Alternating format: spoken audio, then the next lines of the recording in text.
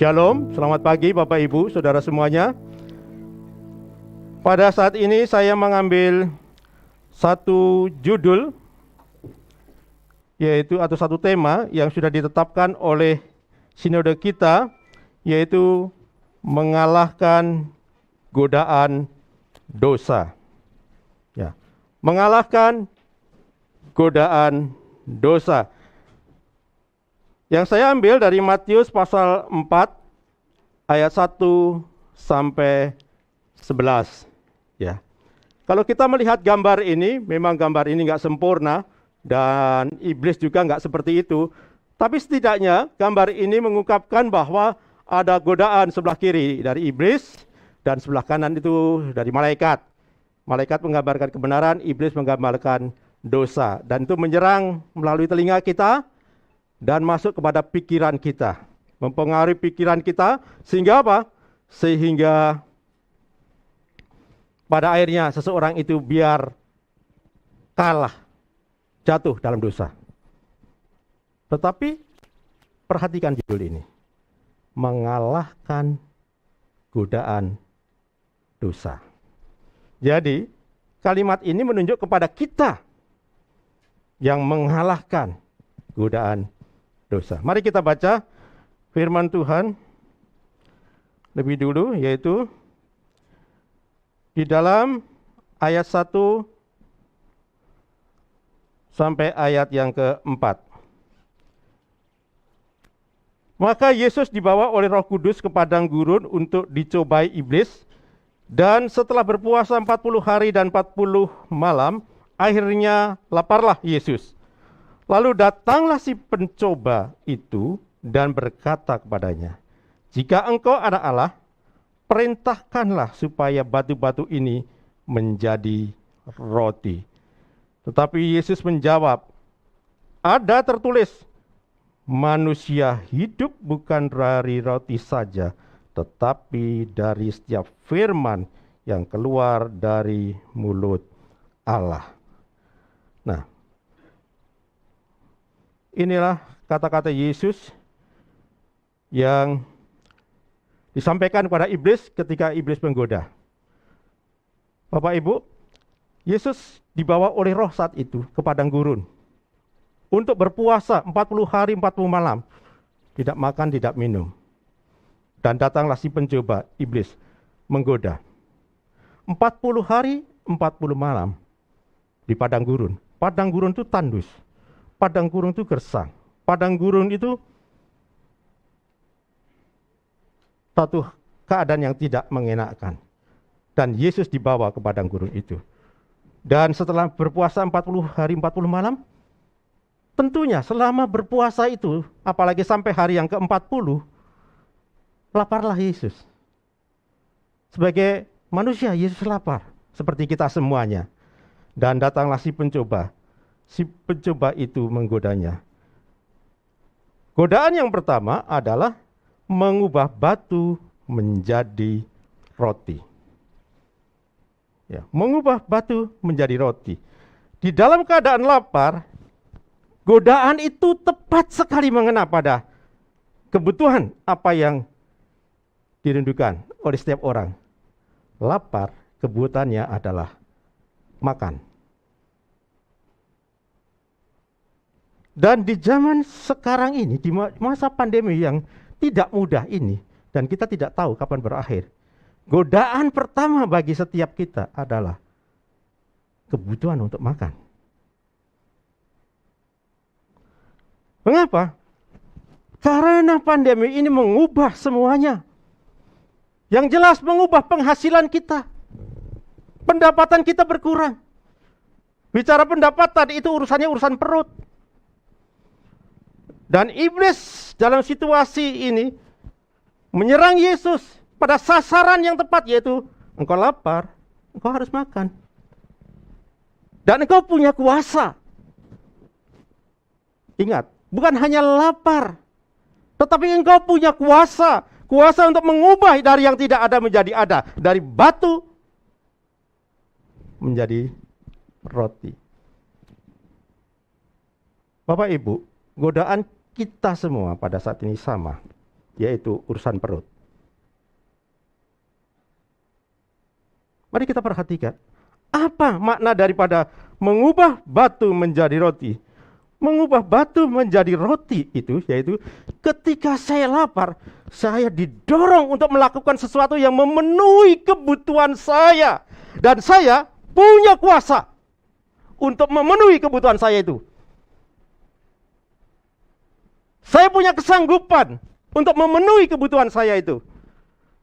Sudah sewajarnya akal sehat berpikir, iya dong. Saya punya kuasa, punya kemampuan, punya kekuatan untuk memenuhinya. Ya wajar saya mengubah batu menjadi roti. Jadi godaan mengubah batu atau roti bagi saya memaknainya adalah godaan memakai kuasa untuk kepentingan diri sendiri. Saya mempunyai kuasa. Dan saya gunakan kuasa itu untuk memenuhi kebutuhan saya. Mengapa? Karena saya sedang butuh. Saya sedang lapar. Dan saya butuh roti. Maka saya bisa buat roti itu. Jadi godaan ini menyerang Yesus. Dan godaan masa kini juga menyerang kita semuanya. Yaitu sekiranya kita mempunyai kuasa, mempunyai kekuatan, punya kemampuan.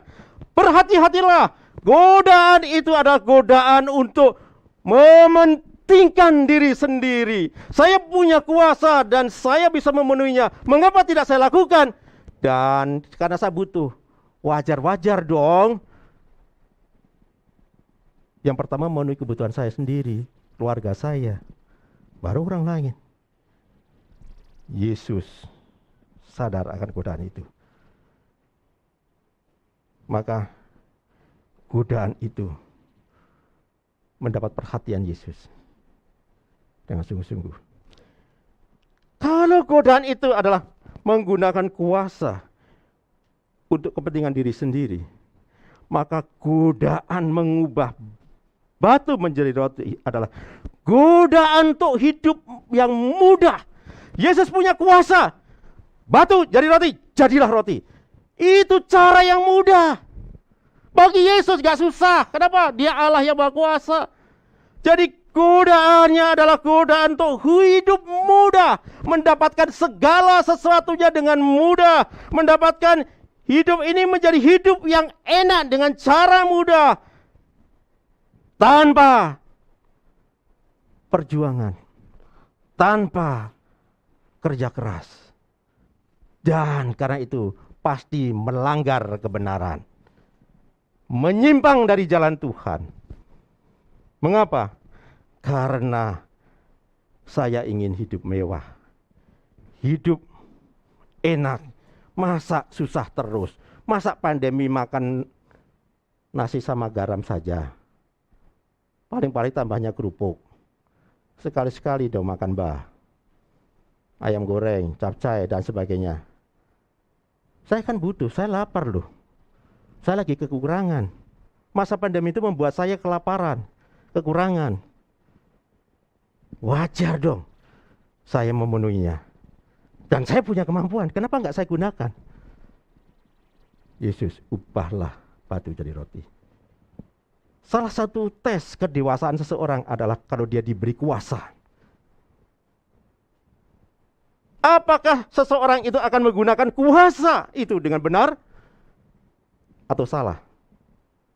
Salah satu tes kepemimpinan adalah seseorang diberikan kuasa. Apakah dia menggunakan kuasanya untuk melakukan dengan benar atau melanggar? Melakukan hal-hal yang salah. Godaan kita zaman sekarang ini karena kita sudah terlalu susah urusan makan. Saya pengen hidup enak. Hidup enak itu gak salah. Saya pengen hidup sejahtera. Tidak salah sebetulnya. Tetapi yang salah adalah kalau hidup enak, hidup sejahtera itu dicapai dengan cara yang mudah, yaitu melanggar firman Tuhan untuk memenuhi kebutuhan dirinya sendiri. Inilah godaan pertama. Ubahlah batu menjadi roti. Ini juga gambaran dari godaan untuk memperoleh kekayaan dan juga kenikmatan hidup di dunia ini. Aku bosan menderita, aku bosan kekurangan. Kan aku wajar dong hidup enak, hidup penuh kekayaan, hidup penuh kenikmatan. Sehingga di masa susah ini, biarlah aku mengubah hidupku. Dan aku bisa makan. Aku bisa memenuhi kebutuhan keluargaku. Tetapi ingatlah, mengubah batu menjadi roti, itu perintah iblis. Itu yang patut diingat oleh kita. Itu bukan kehendak Allah. Itu perintah iblis. Iblis meminta kepada Yesus batu menjadi roti. Pahamilah. Sehingga di masa yang sulit ini, ada orang-orang yang tidak berpegang teguh pada kebenaran. Contohnya, baik di masa pandemi ini maupun di masa sebelum pandemi, salah satu yang terjadi di bangsa kita adalah korupsi. Apakah anggota DPR itu kurang banyak duitnya? Mobilnya, pakaiannya aja udah kelihatan mewah. Mendapat fasilitas negara, tetapi tetap kurang. Mengapa? Serakah. Ingin cepat kaya, ingin hidup enak, hidup mewah, ingin menikmati kehidupan ini, memperolehnya semuanya untuk kenikmatan hidup, untuk memuaskan keinginan dagingnya ini. Dan inilah yang dilawan oleh Yesus. Yesus berkata,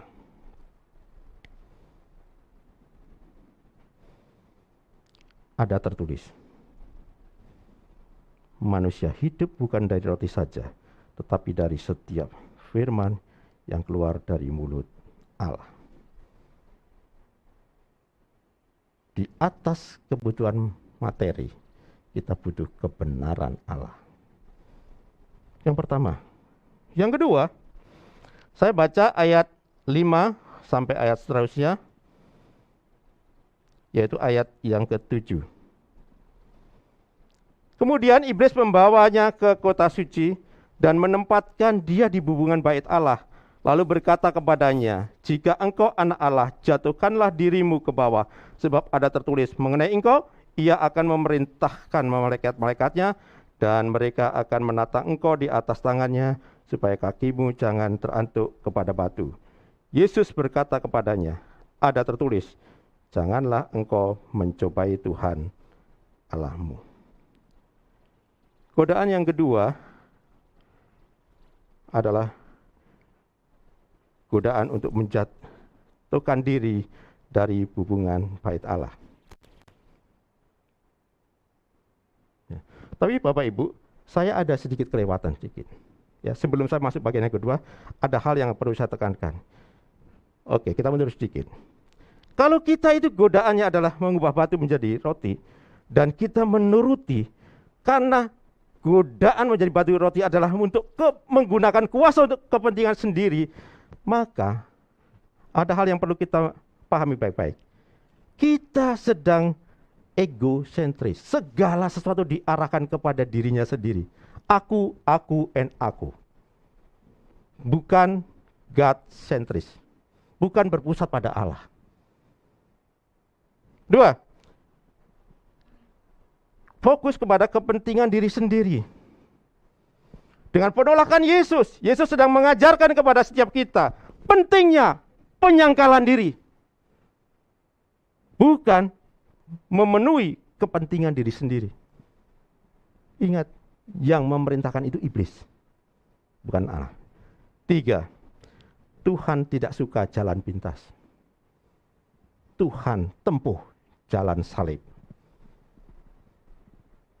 Jalan penderitaan.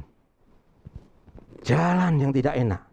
Dan Tuhan pilih, aku menolakmu. Hei, iblis, ada tertulis. Manusia hidup bukan dari roti saja, tetapi dari setiap perkataan Allah. Yesus fokusnya kepada jalan salib, bukan jalan mudah. Bapak Ibu, godaan di zaman sekarang untuk memperoleh uang, untuk memperoleh beras, adalah sangat dekat dengan kita. Karena hati-hatilah. Pusatkan hidup kita pada Allah, jangan kepada diri sendiri. Ingatlah, bukan jalan mudah, jalan salib bagi kita. Oke. Mari yang kedua.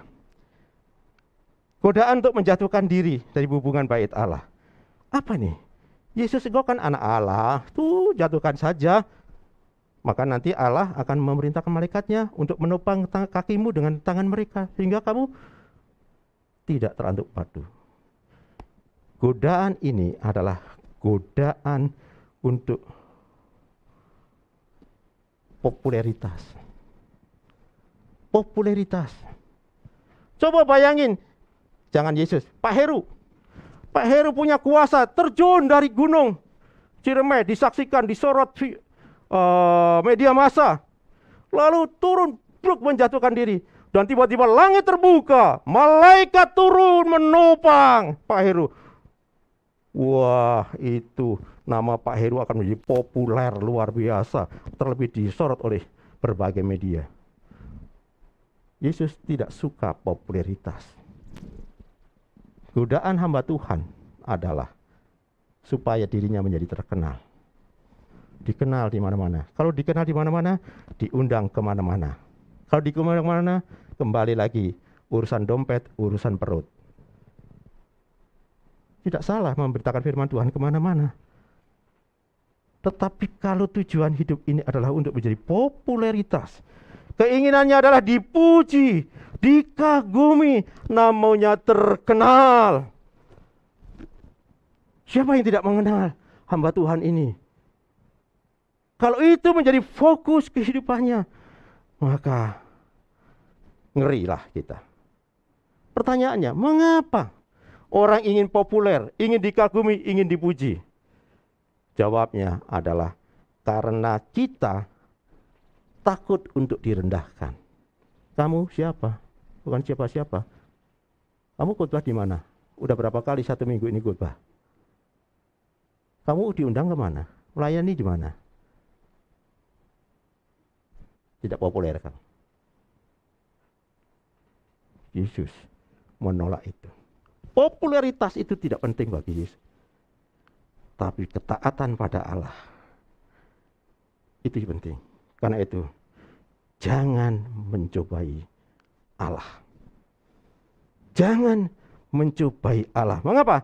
Karena godaan dipuji, dikagumi itu adalah godaan gila hormat yang bisa mengakibatkan kesombongan dan jatuh dalam dosa, jatuh dalam godaan iblis.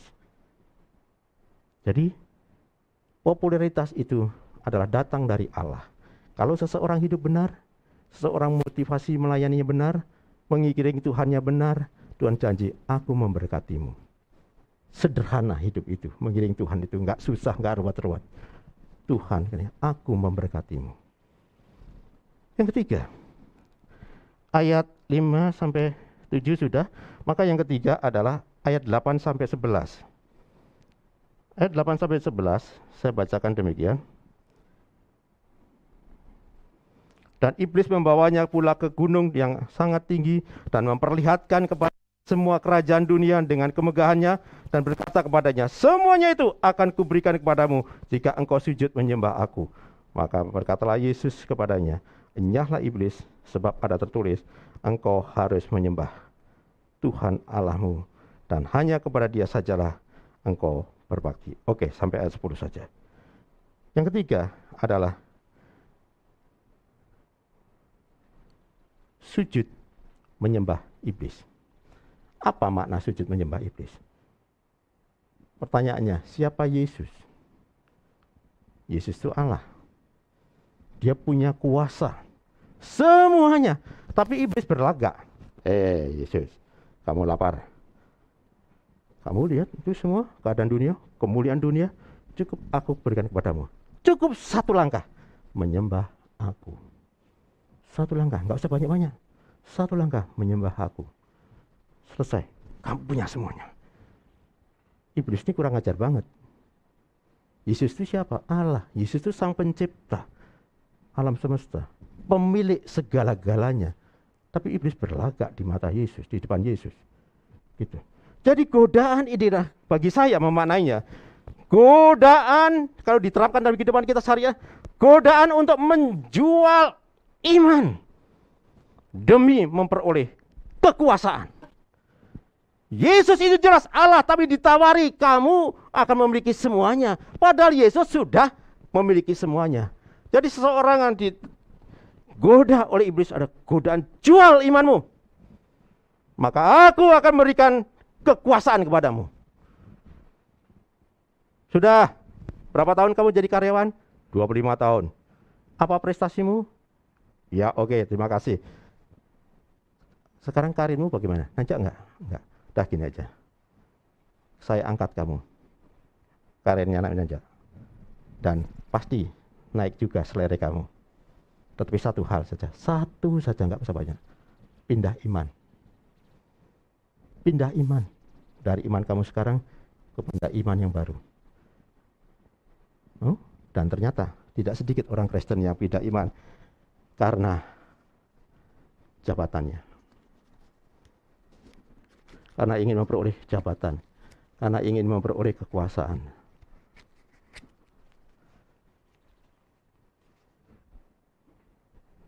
Kamu susah, lagi masa pandemi, ya. Sudah gini aja, anak kamu bisa sekolah di sekolah terbaik, bisa studi, bisa kuliah di sekolah terbaik. Tinggal di asrama, makan free, dapat beasiswa. Lebih daripada itu, tiap bulan dapat uang saku. Syaratnya satu saja, pindah iman. Pindah iman. Gimana? Oke kan? Masa depan kamu terjamin. Anak kamu berprestasi tinggi. Nanti setelah ini S1 bisa S2. Godaan untuk pindah iman itu real sekarang ini. Di masa susah, makan. Di masa susah, kerja. Di masa susah, berprestasi. Ada tawaran-tawaran, godaan-godaan pada kita. Yang penting, udah bereslah kamu semua. Yang penting, pindah iman. Pindah iman, yuk. Bapak Ibu, bagaimana kita? Yesus menolaknya. Tetapi ada orang-orang yang menerimanya itu, kenapa? Karena mengikuti pikiran iblis. Dan pada umumnya orang-orang ini menggunakan rasionalisasi. Mikir dong kamu dong. 25 tahun kerja, pendapatan kamu segitu, jabatan kamu begitu. Keuangannya mepet. Rasionalisasi. Menggunakan akal, pikiran. Iya ya, ada kesempatan, kenapa nggak dipakai? Rasionalisasi. Dan kalau dinasihati, dipikir, jangan begitu ya. Kamu harus pertahankan imannya sampai akhir. Sorry Bapak Gembala. Sorry Bapak Pendeta. Sorry. Aku sudah mengambil keputusan. Jadi yang dilakukan bukan bertobat, tapi membenarkan tindakannya. Saya sebut pembenaran diri. Melakukan pembenaran diri. Kalau dinasihati, iya tapi kan ada firman Tuhan. Kamu harus bekerja. Kamu yang boleh ikut Yesus, menyangkal Yesus. Jangan. Yuk kembali bersekutu. Enggak, saya lagi butuh Pak Pendeta. Pembenaran diri. Kalau dinasihati banyak ayat muncul dari mulutnya. Tapi bukan untuk menyampaikan kebenaran, tapi menyampaikan pembenaran atas dirinya sendiri. Bahwa pendapatnya itulah yang paling benar. Nah, inilah iblis. Bagaimana dengan Yesus? Yesus adalah kebenaran. Tidak usah disangkal apapun juga, mau dihapus, mau dibusuk, mau diejek, mau dihina. Yesus adalah kebenaran. Dan Yesus menolaknya. Enyahlah iblis. Nah, apa yang terjadi? Iblis keok. Iblis diusir. Iblis keok. Saya pakai bahasa keok ini untuk mengingatkan kita. Judul khotbah kita, mengalahkan godaan dosa. Pada bagian ini, Yesus mengalahkan iblis. Iblis keok. Itu menyadarkan kita semua, kita diberikan kekuatan oleh Tuhan. Kemampuan oleh Tuhan. Bahwa kita sebetulnya bisa menang atas godaan-godaan dosa kita. Yang menyerang kita. Di masa susah ini, di masa sekarang ini, Tuhan memberi kemenangan. Pertanyaannya, bagaimana cara mengalahkan godaan dosa itu? Kan gitu. Gimana Pak? Supaya saya menang. Yang pertama, untuk mengalahkan godaan dosa itu adalah sadarilah bahwa godaan itu bisa terjadi kapan saja. Harusnya ditambahkan lagi. Bagi siapa saja, mau jemaat, mau hamba Tuhan. Dan di mana saja. Ini kalimatnya kurang panjang sebetulnya. Masih bisa ditambahkan. Sadarilah godaan itu terjadi bagi siapa saja, di mana saja, kapan saja. Situasi apapun juga bisa menyerang siapa saja. Karena itu sikap terbaik adalah waspadalah. Waspadalah, sadarlah dan berjaga-jagalah lawan musuh iblis. Berjalan keliling sama seperti singa yang mengaum-ngaum dan mencari orang yang dapat ditelannya. Gambar ini adalah gambar singa yang benar-benar sedang mengintip mangsa. Badannya ditegakkan, matanya diteplot-plotkan, mengincar mangsa. Saya cari gambar ini. Puji Tuhan dapat gambar ini. Mengungkapkan singa yang sedang siap memangsa. Sadarilah kita semua, jangan sampai menjadi mangsa iblis. 2. Mau nggak mau kita belajar dari Yesus ketika diserang dengan firman Tuhan. Yesus juga mengundangkan firman Tuhan. Gunakan pedang roh, yaitu firman Allah. Gunakan pedang roh, firman Allah. Tidak ada cara yang lain. Itu artinya baca firman Tuhan, renungkan firman Tuhan, lakukan firman Tuhan, sharingkan, ceritakan firman Tuhan. Dibaca, direnungkan, dilakukan, diceritakan, di-sharingkan kepada orang. Melakukan 4D ini. Dibaca, direnungkan, dilakukan, diceritakan. Maka kita akan kuat, kuasa. Kita punya pedang, pedang roh. Yang ketiga, cara itu adalah cara sederhana berdoa. Tidak ada cara berdoa. Cara itu adalah berdoa. Mengapa berdoa? Karena ketika kita berdoa, kita terhubung dengan Allah. Maka melalui doa, kita sedang dilatih memiliki kepekaan untuk mengenali suara Allah atau suara iblis. Sehingga kita tidak mudah jatuh dalam dosa. Ini suara Allah ya? Benar-benar itu suara Allah. Nggak taunya suara iblis. Dengan doa, dengan terhubung dengan Allah, kita dilatih telinga kita. Batin kita dilatih untuk memiliki kepekaan. Ini suara iblis atau suara Allah. Dan yang keempat adalah Yesus tidak meladeni iblis. Gambar ini adalah gambar bahwa fokus pada panggilan. Yesus itu pada panggilan. Tidak melayani iblis. Melayani iblis ya firman. Sudah lalu nyala iblis. Fokus pada panggilan. Panggilan kita apa? Panggilan Yesus dan kita adalah melayani Allah. Yesus itu memang lahir untuk melakukan kehendak Allah. Kita orang-orang yang berdosa yang ditebus oleh Yesus. Oleh darahnya kita sekarang juga dipanggil untuk melakukan kehendak Allah. Melayani Allah. Bukan untuk menuruti keinginan iblis. Ingat, kita bukan penurut-penurut iblis. Tapi pelayan-pelayan Allah. Karena itu fokus melayani Allah. Dan tentunya bagian akhir tidak ada di bagian ini. Tetap bahwa kita membutuhkan kepenuhan Roh Kudus. Mutlak dipenuhi oleh Roh Kudus. Yesus itu dibawa oleh Roh. Mengingatkan kita perlu dibawa oleh Roh, dipenuhi oleh Roh Kudus. Saudara-saudara, inilah firman Tuhan pada saat ini. Supaya kita menang atas godaan dosa. Ingat, mengalahkan godaan dosa. Iblis diusir. Yesus katakan. Berdasarkan kalau kita sadar ada godaan, kita juga gunakan pedang roh firman Tuhan. Kita gunakan juga doa dan fokus pada panggilan dan dipenuhi Roh Kudus. Kita diberi kekuatan, kemenangan untuk mengalahkan setiap godaan. Tuhan Yesus memberkati. Mari kita naikkan pujian, bukan dengan barang fana.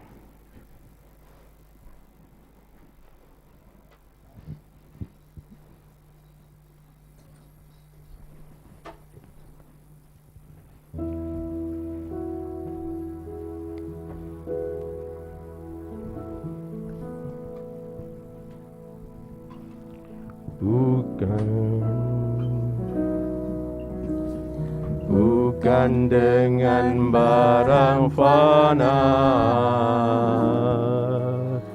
Kau membayar dosaku, dengan darah yang mahal, tiada noda dan celah. Bukan dengan emas perak Kau menebus diriku, oleh segenap kasih dan pengorbananmu.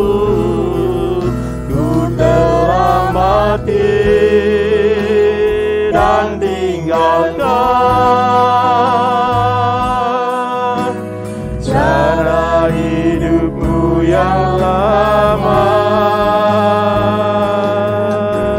Semuanya sia-sia dan tak berarti lagi.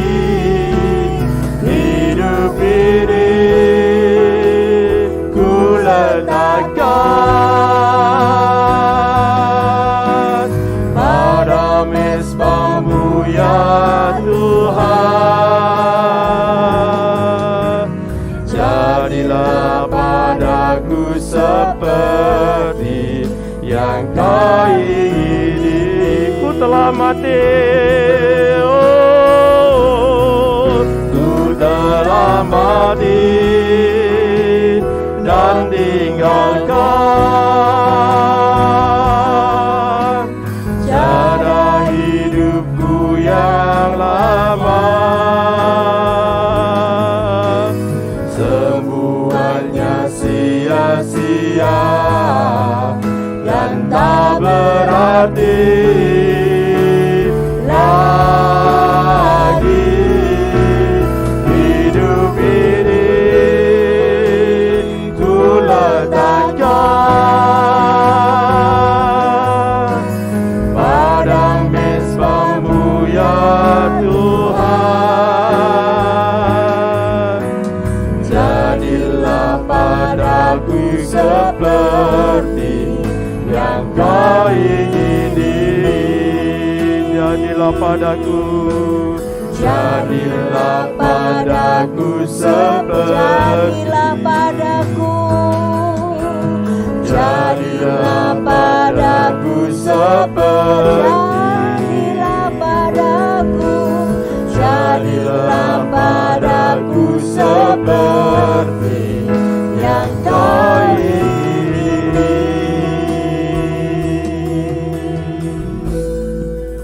Terima kasih Tuhan Yesus, Engkau telah berbicara kepada setiap kami, mengingatkan kami di masa pandemi ini, supaya kami menang atas godaan dosa. Tuhan, biarlah kami mengikuti kehendak-Mu. Jadilah padaku seperti yang Kau ingini. Ingatkan kami bukan untuk menuruti kepentingan sendiri. Terlebih kalau kami memiliki kuasa, kekuatan, kemampuan, supaya tidak melanggar firman hanya untuk memenuhi kebutuhan sendiri. Berikan kami juga kepekaan untuk mendengar suara Allah atau suara iblis. Tolong Tuhan, tuntunlah kami hidup dalam kebenaran-Mu, hidup di dalam tuntunan Tuhan. Biarlah Roh-Mu menuntun kami, mengingatkan kami, mengarahkan kami. Kalau jalan kami berbelok, kami diluruskan kembali Tuhan. dalam panggilan-Mu, karena kami melayani Allah, bukan menuruti keinginan iblis. Terima kasih Tuhan, tolonglah setiap kami membutuhkan kuasa Roh Kudus-Mu, kuasa firman-Mu. Saat ini kami berdoa untuk setiap jemaat-Mu Tuhan Yesus, yang berbaring sakit dimanapun berada. Jangkaulah mereka Tuhan, jangkaulah mereka Tuhan, supaya Tuhan memberikan damai sejahtera, memberikan ketenangan, kelegaan, dan juga kekuatan iman. Tetap percaya kepadamu, berserah hidupnya pada Engkau, bergantung pada Engkau, memiliki pengharapan terus menyala di dalam Engkau Tuhan, supaya tidak dikalahkan oleh sakit apapun juga. Demikian juga jemaat-jemaat-Mu Tuhan Yesus yang memiliki permasalahan ekonomi atau masalah-masalah yang lainnya. Tuhan, kuatkan iman mereka, perteguh mereka di dalam pengiringan pada Engkau, supaya mereka kembali pada Engkau dan bersandar pada Engkau, meletakkan hidupnya sepenuhnya kepada Engkau saja Tuhan. Tolonglah umat-Mu Tuhan, tolonglah kami semuanya. Terima kasih Tuhan. Kami juga berdoa Tuhan Yesus untuk kondisi kota Cirebon. Tuhan tolonglah, supaya Engkau diberikan hikmat pemerintahan kota kami, kabupaten, untuk menanggulangi COVID-19 ini, terlebih di masa menjelang Hari Raya Idul Fitri ini Tuhan, supaya masyarakat juga bijak untuk melakukan protokol kesehatan, dan pemerintah pun diberikan kemampuan untuk menangani segalanya, sehingga orang-orang yang terpapar COVID segera sembuh dan angkanya semakin menurun. Tuhan, hanya Engkau-lah yang bisa melawat kota Cirebon dan Indonesia. Berikan hikmat kepada pemerintahan kami Tuhan, untuk menangani COVID-19 ini, supaya segera terselesaikan. Kami menyerahkan juga Tuhan Yesus, untuk bulan Juli ada rencana untuk membuka sekolah kembali onsite. Tuhan, tolonglah, berikan kebijaksanaan kepada orang tua dan anak-anak, guru, pihak sekolah, supaya semuanya itu tidak menjadi klaster-klaster yang baru. Terima kasih Tuhan. Berkati juga ekonomi Indonesia ini Tuhan. Bangkitkanlah Tuhan Indonesia. Berkati anak-anak-Mu, pengusaha, karyawan, siswa, mahasiswa, hamba-hamba Tuhan, semuanya Tuhan, umat-Mu, pelihara hidup mereka, jagai mereka, supaya masa-masa ini mereka mengalami kasih anugerah Tuhan, bahwa Engkau itu nyata bagi kami. Engkau meliharakan hidup kami. Terima kasih Tuhan, terima kasih. Dan pada akhirnya, Bapak Ibu, terimalah berkat yang daripada Tuhan. Kiranya anugerah dari Allah Bapa, cinta kasih Allah Putra, persekutuan yang manis dari Roh Kudus menyertai kita sekarang sampai selama-lamanya. Amin. Kami memuji kebesaran-Mu,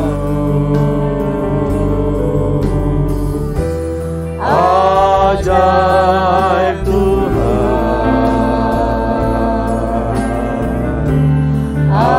ajaib Tuhan. Kami memuji kebesaran-Mu, ajaib Tuhan, ajaib Tuhan,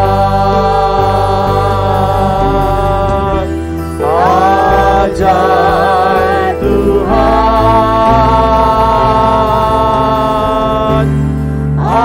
ajaib Tuhan.